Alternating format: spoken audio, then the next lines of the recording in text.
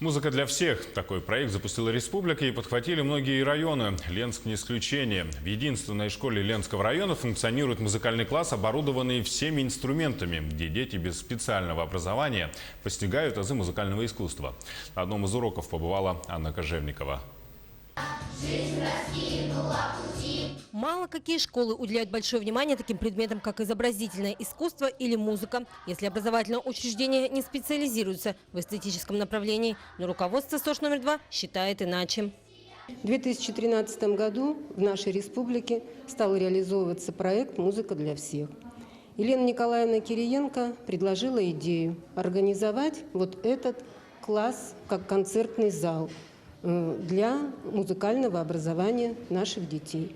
Татьяна Алексеевна полностью поддержала эту идею и сделала все возможное, чтобы этот кабинет был.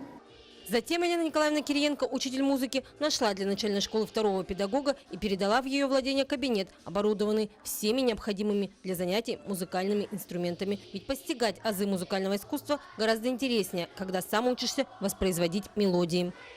Мне нравится то, что мы играем на инструментах, изучаем новых композиторов.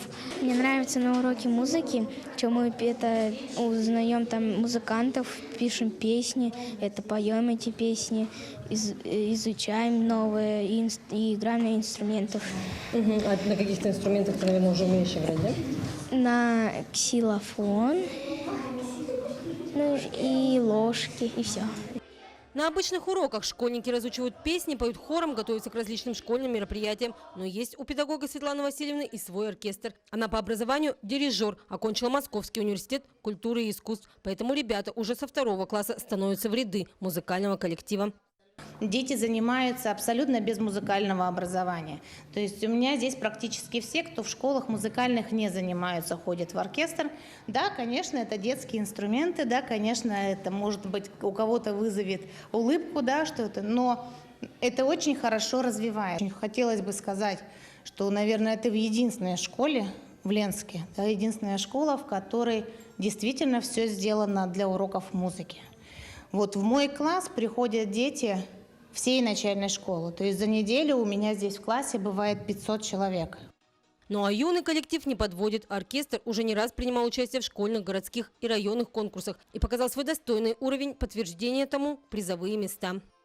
Я решила здесь заниматься, потому что всегда любила музыку и хотела научиться играть на каком-нибудь инструменте. Уже участвовал где-то в каких-то выступлениях? Да, мы выступали на битве хоров. Мы сначала играли турецкую ронду, потом гусей, и потом уже дети пели. На уроках музыки мне нравится проводить время с нашей учительницей и нравятся сами уроки. Мы узнаем о новых композиторах, как они жили, какие успехов добились. И все это благодаря заинтересованности педагога, о чем свидетельствует любовь детей к учителю и к предмету.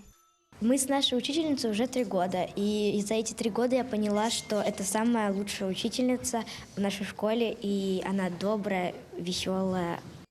Не только интеллектуально необходимо развивать детей, но и эстетически поднимать культурный уровень школьников, считает руководство и педагоги школы номер 2. Поэтому и ученики здесь разносторонние и творческие личности. Анна Кожевникова, Виталий Андреев, Ленск.